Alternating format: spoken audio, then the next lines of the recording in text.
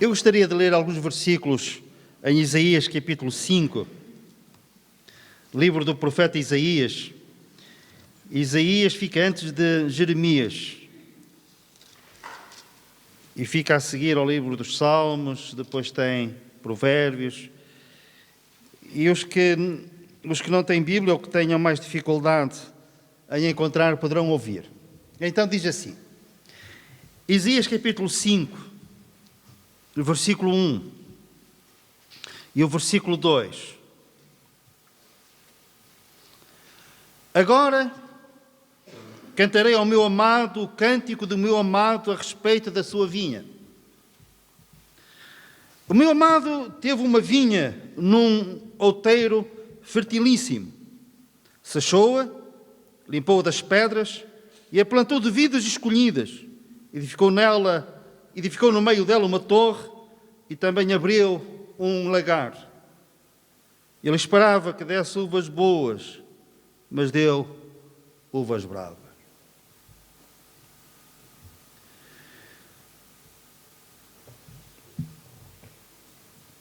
Este agricultor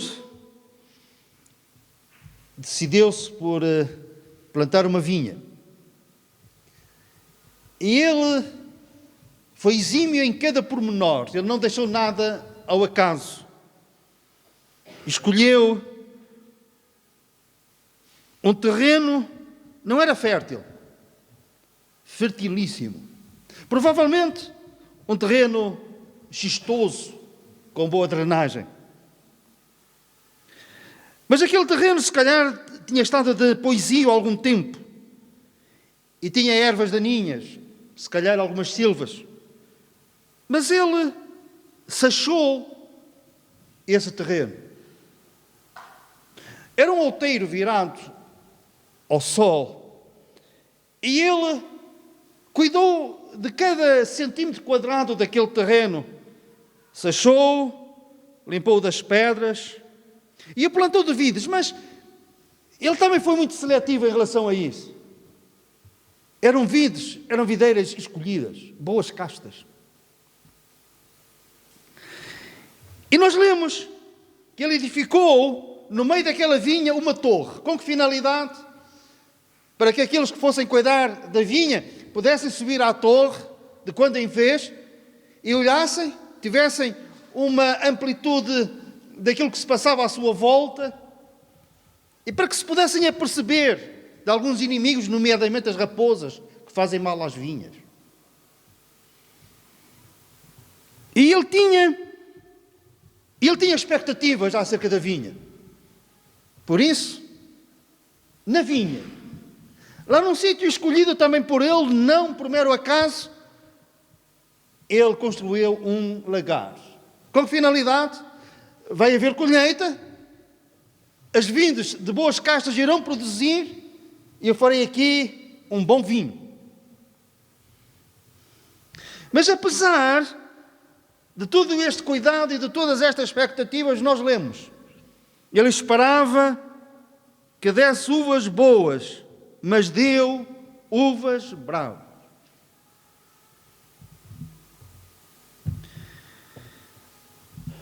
Foi um investimento que ele fez, um grande investimento, não somente financeiro, também aqueles investimentos que nós fazemos com o nosso coração, com os nossos afetos, com os nossos sentimentos, nós colocamos lá tudo.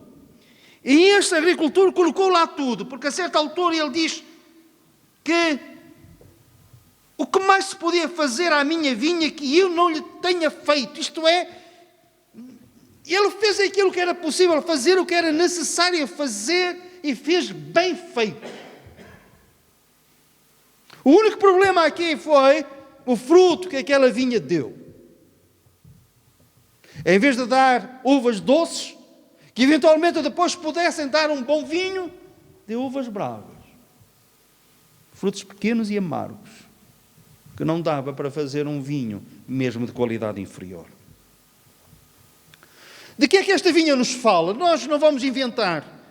A própria palavra neste capítulo diz que a vinha do Senhor dos Exércitos é a casa de Israel. Pura e simplesmente. Não vale a pena nós pormos aqui com cogitações, não. Esta vinha fala-nos acerca da casa de Israel, fala-nos acerca daquela nação. Nação essa que o Senhor escolheu para ser seu povo. E nós perguntamos, mas porquê é que escolheu aquela nação e não escolheu outra nação? Nós não sabemos, foi devido à sua soberania. O Senhor escolheu, pura e simplesmente. Ele escolheu, e nós lemos, porque tu és povo santo ao Senhor teu Deus. O Senhor teu Deus te escolheu para que lhe fosses o seu povo próprio de todos os povos que há sobre a terra. O Senhor escolheu aquela nação para que aquela nação vivesse uma vida exemplar, para que fosse um testemunho vivo para as outras nações, para que eles vivessem de tal modo, de tal forma, que as outras nações vissem naquele povo, um povo adorador, que adorava apenas um único Deus, em espírito e em verdade. Mas a nação de Israel falhou nesse propósito. Eles tornaram-se tantas e tantas vezes idólatras. E eles, em vez de darem uvas doces, deram uvas bravas. Em vez de influenciar os outros povos, deixaram-se influenciar pelos outros povos. Mas o pecado maior que este povo cometeu, nós lemos acerca disso num dos evangelhos, em Mateus, que eu passo a ler. Este povo, ao longo dos séculos, foi avisado. O Senhor mandava os seus profetas, mandava a sua palavra, para que este povo retrocedesse, arrepiasse caminho. E Jesus, quando ele estava aqui na terra, ele falou aos líderes desta nação e contou-lhes uma parábola. E eles sentiram-se atingidos, eles sabiam, no fundo, eles sabiam que aquela mensagem que era direcionada a eles. E o que é que Jesus lhes contou? Contou-lhes o seguinte. Havia um homem, dono de casa, que plantou uma vinha. Cercou-a de uma sebe. Construiu nela um lagar, edificou-lhe uma torre e arrendou-a a uns lavradores, que era a própria nação. Depois se ausentou do país. Ao tempo da colheita enviou os seus servos aos lavradores para receber os frutos que lhe tocavam. E os lavradores, agarrando os servos, os profetas, espancaram a um, mataram ao outro e a outro apedrejaram. Enviou ainda outros servos em maior número e trataram-nos da mesma sorte. E por último enviou-lhes o seu próprio filho, dizendo: a meu filho respeitarão. Mas os lavradores, vendo o filho, disseram entre si: este é o herdeiro. Referindo-se a quem? Ao Senhor Jesus. Este é o herdeiro. Ora, vamos, matemo-lo e apoderemo-nos da sua herança. E, agarrando-o, lançaram-no fora da vinha e o mataram. Uvas bravas.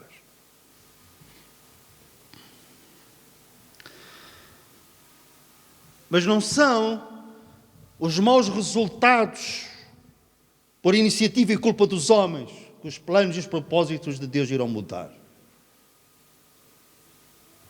Não é que o Senhor tenha planos B, não. O Senhor vê o fim desde o princípio. Ele sabia que isto iria acontecer, mas isto de modo algum ilimba aqueles que procederam assim. Mas o que é que aconteceu depois?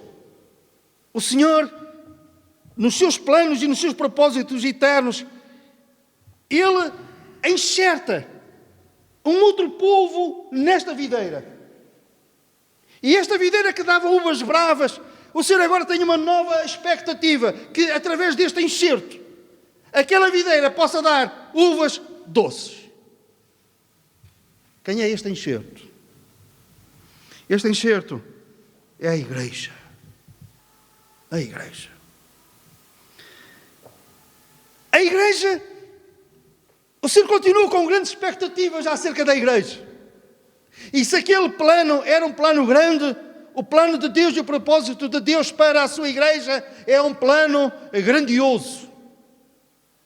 Eu não me refiro à cristandade, aqueles que preferem o nome de Cristo, mas que não há, ou haverá muito poucos, pessoas nascidas de novo. A Bíblia diz: a planta que meu pai não plantou será arrancada. Eu estou a falar da igreja, corpo de Cristo. A igreja composta por pessoas nascidas de novo, plantados na casa de Deus, plantados nesta vinha, pelas mãos do Pai. E quando é o Pai que planta, ninguém arranca. Mas quando são os homens que plantam, então o Pai arrancará. Eu refiro-me a esta igreja. A igreja dos santificados em Cristo, chamados santos. Eu refiro-me a esta igreja que foi comprada através do precioso sangue do Senhor Jesus Cristo. Esta igreja que é tão mal compreendida tantas vezes. Julga-se muitas vezes o todo pelas partes.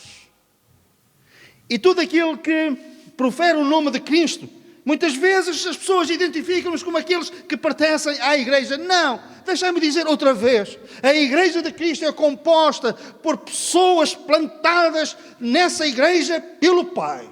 Pessoas que nasceram de novo. Pessoas que confiam exclusivamente na pessoa e obra do Senhor Jesus para serem salvos. E quando isso acontece, são selados com o Espírito Santo da promessa e são selados neste corpo, nesta igreja, que é a igreja de Cristo. Igreja criticada tantas vezes. Mas sabem uma coisa? O mundo está mal, certo? Vivemos tempos trabalhosos, tempos difíceis, imoralidade. O inimigo parece que está a ganhar terreno. Mas não. Eu muitas vezes tenho que lembrar à minha própria alma que a igreja está a ganhar, está a avançar. A palavra de Deus diz, o apóstolo Paulo escreve aos Efésios e diz que o edifício que crescia, e naquela altura havia perseguição, os crentes estavam a ser sacrificados, estavam a ser imolados nas praças públicas, estavam a ser lançados às feras no Coliseu de Roma, mas mesmo assim a igreja crescia. Pensemos em nós, em Portugal. De 10 em 10 anos, há aquilo que se chama o censo, em que nós preenchemos um questionário com estatísticas de quantos somos, o que fazemos, acerca da nossa casa, etc. E uma pergunta que é feita é: qual é a nossa religião? No último censo, em 2011, é feito de 10 em 10 anos, 75.500 pessoas disseram que eram protestantes / evangélicos. E nós olhamos à nossa volta e pensamos, se calhar agora no próximo censo, no último censo, em 2021, nós diminuímos. E conhecemos pessoas que estiveram connosco e que desistiram. E conhecemos igrejas que outrora tinham 40 membros e agora têm 4 ou 5. E se nós não tivermos cuidado, nós podemos começar a entristecer-nos e a ficarmos vencidos, como quem diz, não vale a pena lutar, não vale a pena trabalhar, não vale a pena batalhar pela fé que uma vez foi dada aos santos. Mas no último censo, em 2021, sabem quantos éramos? 2011. 75.500. 2021, 187.000, mais do que o dobro. E este edifício cresce. Amém. E as portas do inferno não prevalecerão contra a igreja de Cristo. Amém. Eu dizia, as coisas estão más. E vão de mal a pior. Ouvimos acerca de guerras. Ouvimos acerca de guerras entre nações. Famílias em guerra. Amigos deixam de ser amigos e se tornam inimigos. Nós lemos acerca disso tudo e vemos acerca disso. Famílias desfeitas, vidas desfeitas. E a Bíblia diz que o espírito do anticristo, que já se move, mas há um que resiste. As coisas poderiam estar piores, mas há um que resiste. E as coisas não estão más porque há um que resiste. E sabem quem é que resiste?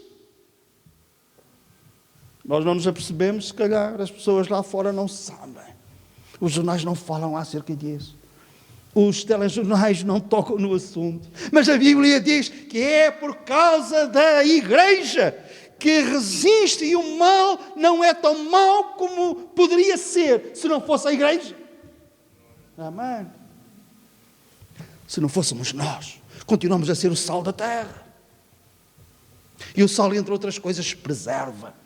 E este mundo está mau, mas apesar de tudo está preservado, tem sal, e esse sal é a igreja o maior plano, o maior propósito de Deus, o mais grandioso de todos. E o Senhor espera que a igreja, ao contrário da nação de Israel, dê uvas doces.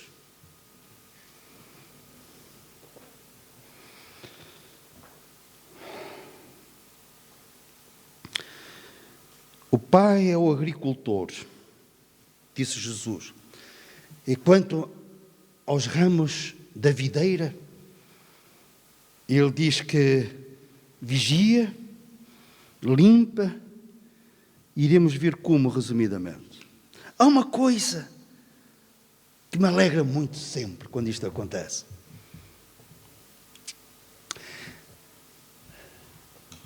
Às vezes encontro uma pessoa que já não vejo há muitos anos. E quando eu dou de caras com ele e nos cumprimentamos, eu lembro-me que, até mesmo às vezes lembro qual a causa pela qual ele deixou a igreja. Às vezes a vida foi madrasta para com essas pessoas. Desiludidos, desapontados, devido à sua fragilidade também, devido à sua fraqueza, e eles saíram de nós. E eu encontro-os passados 10 anos, 15 anos, 20 anos. E o que é que eu à primeira vista penso acerca dessas pessoas? Deve estar na mesma. Com certo receio, certo medo, tentar apalpar o pulso. E o que é que eu vejo? Eu vejo um homem forte na fé, um gigante espiritual, com forças redobradas, e eu ponho-me ali, ouço, e eu estou a ser fortalecido pelo testemunho dele. O que é que se passou ali? O que é que aconteceu? Sabem o que é que foi? Ele ramo tenro, com apenas um pequeno rebento. A força do vento, das provações, das tempestades da vida, fez com que aquele pequeno rebento deixasse a segurança do tronco e ficou caído. Mas alguém o levantou. O lavrador levantou-o. E passados uns anos, ele é um homem de Deus. E nós apreciamos este poder transformador. É o Senhor da vinha que cuida das suas videiras. Amém. Passou por crises, por perdas, vacilou na fé, e passados uns anos já é um crente fiel e tem fruto, e nós ficamos maravilhados com esta obra de Deus. É o Senhor que vigia cada um de nós e vê e cuida. E passa-se o tempo, passa-se até os anos, e Ele não se esquece das ovelhas, neste caso, que ficaram para trás, que se separaram do seu rebanho, que foram atacadas pelos lobos. E no seu tempo, ele deixa as 99 e vai à procura dessa. E a Bíblia diz que a uns coloca sobre os seus ombros e a traz para casa. A outros estão frágeis demais para serem carregados aos ombros. E a Bíblia diz que alguns ele coloca no seu colo, junto ao seu coração, e leva para casa. E faz uma festa. E se alguém perguntar porque é que estás a fazer esta grande festa, e ele vai dizer, porque a minha ovelha estava perdida e foi achada. Amém. O ramo tinha caído e o Senhor tornou a levantá-lo e colocou no arame da vinha. Ele limpa. Como? Ele limpa essencialmente através da palavra de Deus. Como purificará o jovem o seu caminho, observando conforme a tua palavra. Mas não é somente o jovem, é cada um de nós, cada um daqueles que são seus filhos.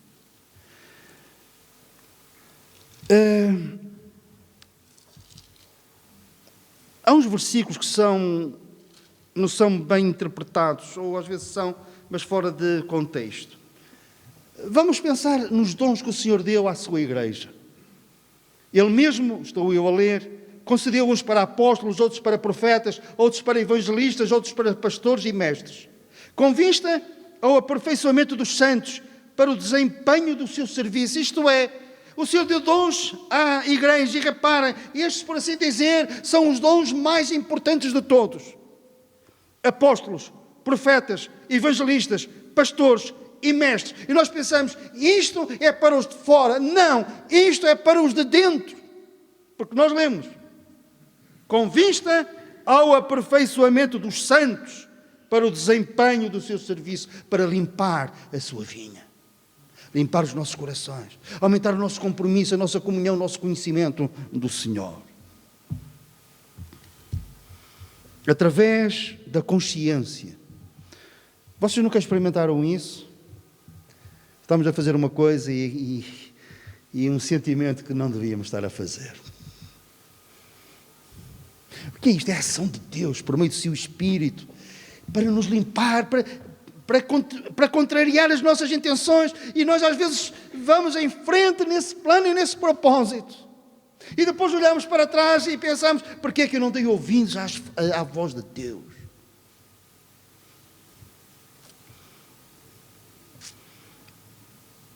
Vou contar, não vou contar? Quando digo isto, eu vou contar. Na sexta-feira estava a fazer uma coisa. Estava desconfortado. Tomei, para, fazes. Não é nada de especial, mas não fazes. Não. Quis fazer. E depressa.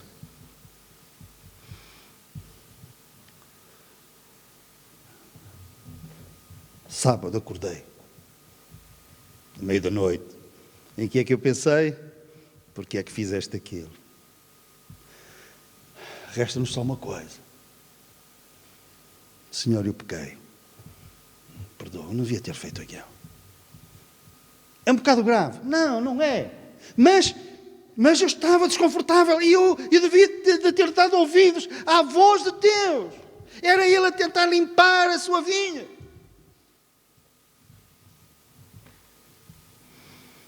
Quando não damos ouvidos à voz de Deus, quando Ele diz pare e nós continuamos, quando Ele diz continue e nós paramos, vai haver um preço a pagar. Resta-nos o perdão de Deus. E dizer, Senhor, agora pega nos cacos e pela Tua graça conserta. É através da consciência e a perda de paz. A Bíblia diz que a paz de Deus seja o árbitro nos vossos corações. Quando estamos a fazer alguma coisa e não temos paz, então é o alerta de Deus, é o piscar de Deus, é Ele a limpar a sua vinha para que nós paremos. E então Ele tira-nos a paz para nós pararmos. Estamos a fazer as coisas, os outros criticam, mas nós temos paz, continuemos. A paz de Deus seja o árbitro. Jesus falou nisto. Ele limpa a vara que dá fruto para que dê mais fruto. E também há outra coisa que o agricultor faz à vinha. Podar. Ele corta aquilo que está mal.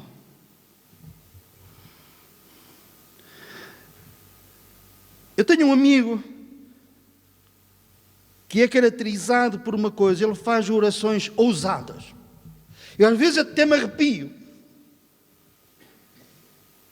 Já tenho falado aqui acerca dele. Ele vai para o monte. Quando ele diz que vai para o monte, eu penso assim, virá aí coisa pesada. E uma das coisas que às vezes ele diz e ele ora, ó Senhor, tira, limpa tudo aquilo que tu tens que limpar da minha vida, da minha família. Limpa, limpa, limpa. E é preciso ter coragem, é preciso ter ousadia e fé para fazer isto. Porque às vezes o Senhor pode limpar coisas que nós não pensávamos que teriam que ser arrumadas da nossa vida. Uma das coisas que ele perdeu foi muitos amigos, entre aspas. Mas agora, ele diz, os únicos 2 que eu tenho valem mais do que os outros todos. Porquê? Porque eles não eram meus amigos e o Senhor tirou-os da minha vida. O Senhor limpou.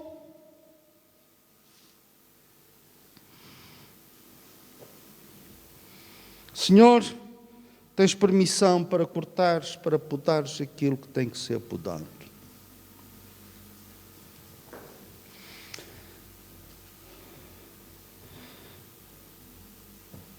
Tirar aquilo que está mal. Há um provérbio popular que diz assim: se não arrancar a silveira, sofre a videira. Certo? De acordo? Eu vou repetir.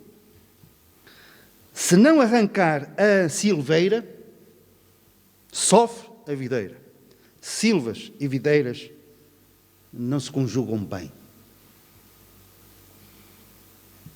É preciso limpar as silvas para que tenhamos videiras saudáveis, que deem frutas, que deem uvas doces. Deixa-me dizer outra vez. Se não arrancar a silveira, sofre a videira. Eu pergunto, temos silveiras na nossa vinha?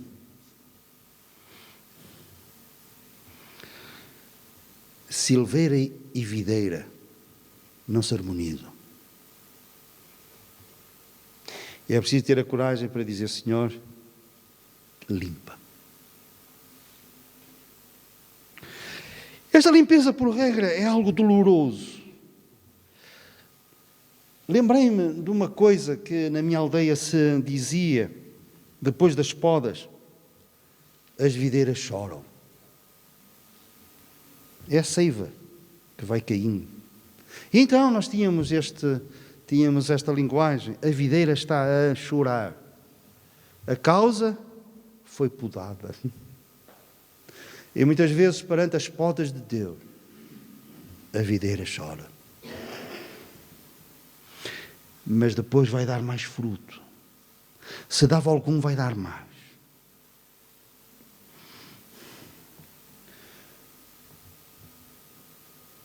E é melhor chorar um dia do que chorar o resto da vida.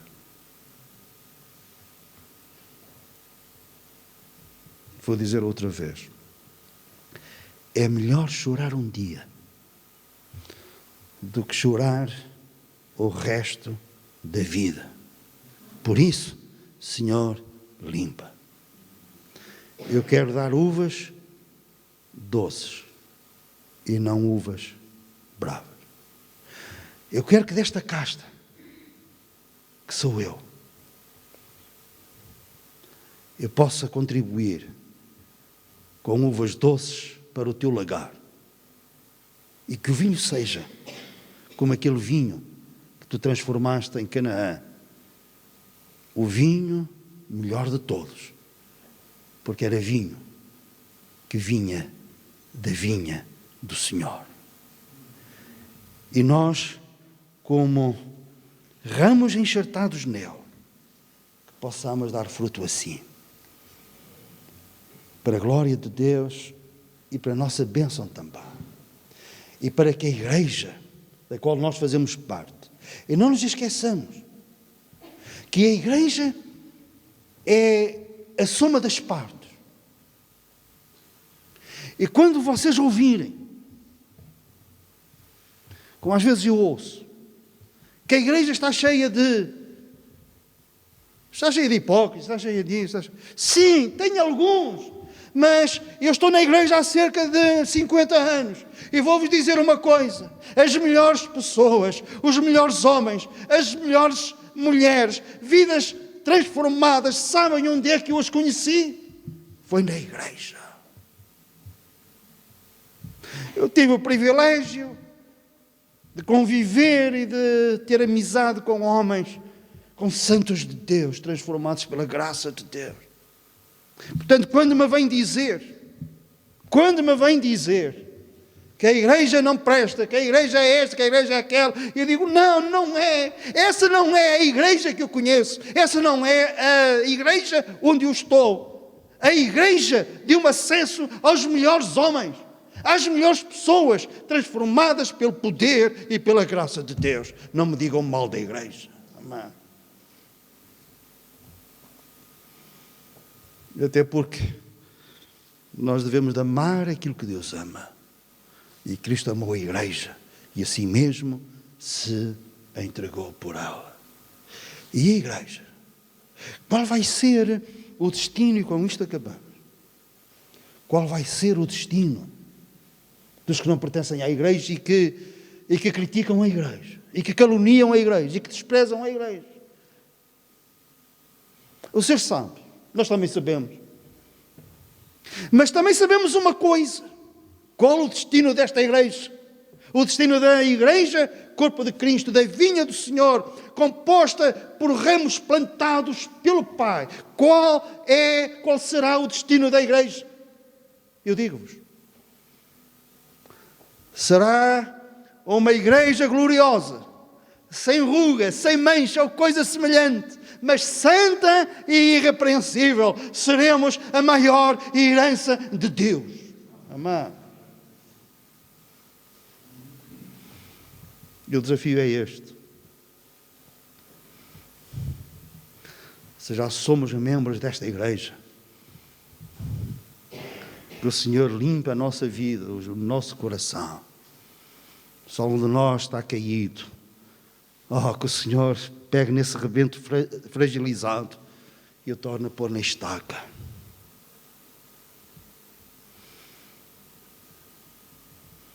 Torne mais sensível a nossa consciência e que a sua paz, a paz de Deus, seja sempre o árbitro no nosso coração. E se nós tivermos paz, nem que nos condenem, não é importante. Temos a paz de Deus como árbitro.